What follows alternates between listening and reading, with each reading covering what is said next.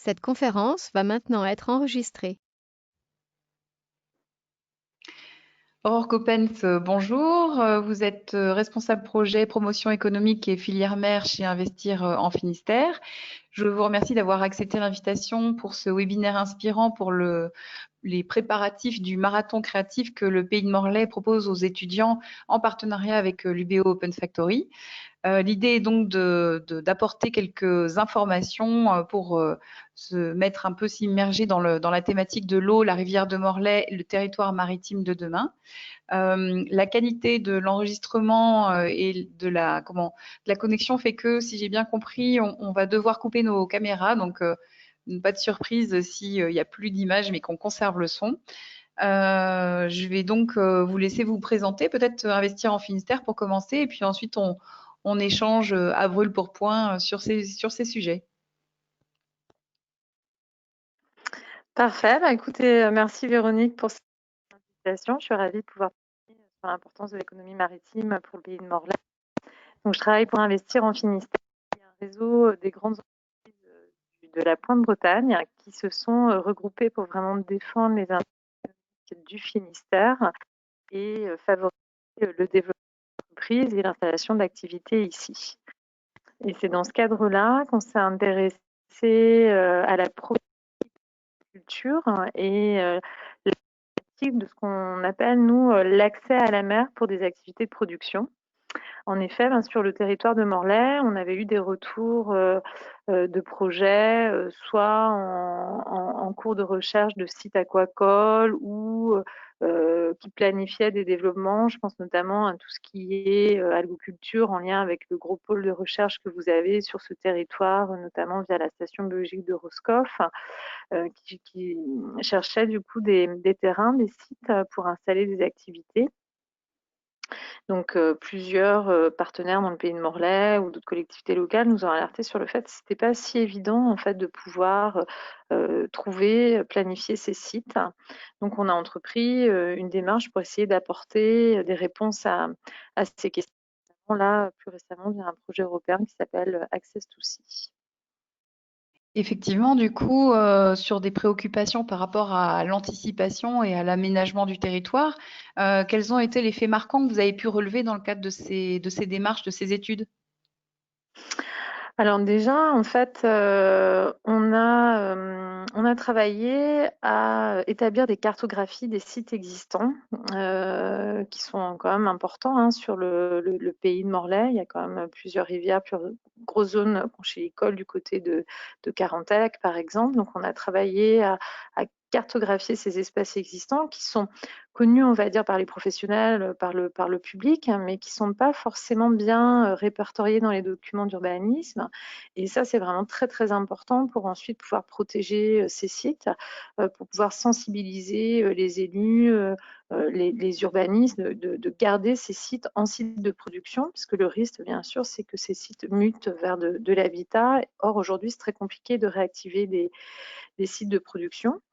Et puis, on a aussi travaillé à une vision prospective pour pouvoir en fait dégager des nouveaux espaces, pour pouvoir voir où est-ce qu'on pourrait avoir des espaces qui pourraient être dans un futur temps aménagés, développés pour accueillir de nouveaux projets.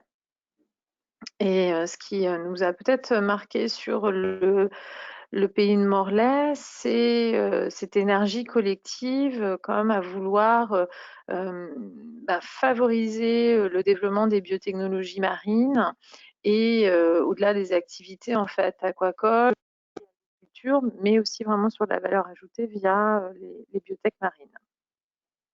Oui, c'est vrai que le Pays de Morlaix porte une dynamique qui s'appelle Bio Blue Valley, dont l'objectif effectivement, voilà, Blue Valley, dont l'objectif effectivement est d'accompagner le développement de cette filière sur le territoire, et c'est une dynamique qui s'inscrit également dans le cadre du Campus mondial de la mer pour faire que la pointe Bretagne soit effectivement là où la mer et l'économie maritime se développent sur le plan national et international. Donc effectivement, ce sont des démarches collectives dans lesquelles, en fait, qui ont pris démarrage dans des initiatives comme celle de la cartographie.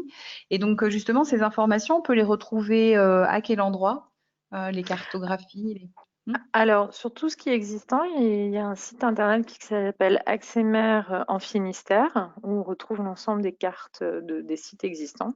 Sur tout ce qui est potentiel, en fait, c'est un peu plus confidentiel, puisque ce sont des terrains qui ne sont pas déjà en état de fonctionnement, enfin prêts à l'emploi.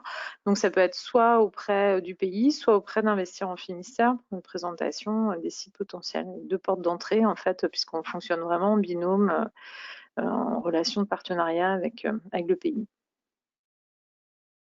D'accord. Et concernant, vous disiez donc l'aquaculture par exemple, mais aussi les activités de production, est-ce que vous avez quelques faits marquants par rapport à la filière et à l'économie maritime concernant justement les tendances, les évolutions? Les camps, en fait, de manière globale, en fait, on a vu vraiment une évolution, puisqu'aujourd'hui l'aquaculture est passée devant la pêche pour tout ce qui est approvisionnement en produits de la mer, en fait. Par contre, c'est vrai qu'au niveau de la France et de l'Europe, on importe encore beaucoup de produits, en fait. Donc, il y a vraiment une marge de progression au niveau des marchés. Je pense notamment même au niveau de la pisciculture marine, même à terre, hein, où là, les marchés sont vraiment au rendez-vous avec une demande en approvisionnement qui augmente et une possibilité aujourd'hui, mais en ayant vraiment une approche, les professionnels sont dans une optique vraiment de développement durable. Donc, il ne s'agit pas de faire des méga fermes comme on peut voir, je sais pas, dans d'autres pays, mais vraiment avoir des productions durables dans le respect de l'environnement. Ça, c'est important. Dans les faits marquants, ce qu'on peut dire aussi, c'est que moi, j'aime bien rappeler qu'en fait, la mer, c'est un élément non délocalisable. Et aujourd'hui, dans une économie globalisée, mondialisée, c'est vraiment une activité qui permet d'amener une vie, en fait, une vie économique sur les territoires et avoir plein d'effets induits. Parce que c'est vrai que souvent, moi, on m'oppose d'arguments, enfin, quand il s'agit de décisions, de dire, ben oui, mais les projets aquacoles, c'est pas forcément des gros projets, ça peut créer que quelques emplois, oui, mais ces emplois, ils sont vraiment liés au territoire, aux baies où il y a les lieux de production et non délocalisables, et ils ont une attraction qui, avec d'autres effets sur le tourisme, sur la vie économique des territoires. Et puis, certains projets aquacoles deviennent aussi des gros projets avec beaucoup plus d'emplois. Donc, je pense qu'il faut vraiment garder ça en tête en termes d'enjeux, que c'est vraiment des vecteurs de développement aujourd'hui qui vont, je pense, dans le sens de ce que les gens aussi souhaitent et ont envie, des activités durables, non délocalisables, qui amènent vraiment une boucle virtueuse en créant de la valeur sur le territoire pour les habitants. Il y a une véritable connaissance du milieu maritime et également en fait, des savoir-faire qui existent ici, qui sont développés et pour les qui ont de l'avenir en fait. Oui, tout à fait, puisque c'est vrai que je pense que c'est un des défis de toute façon aujourd'hui là, de l'environnement maritime.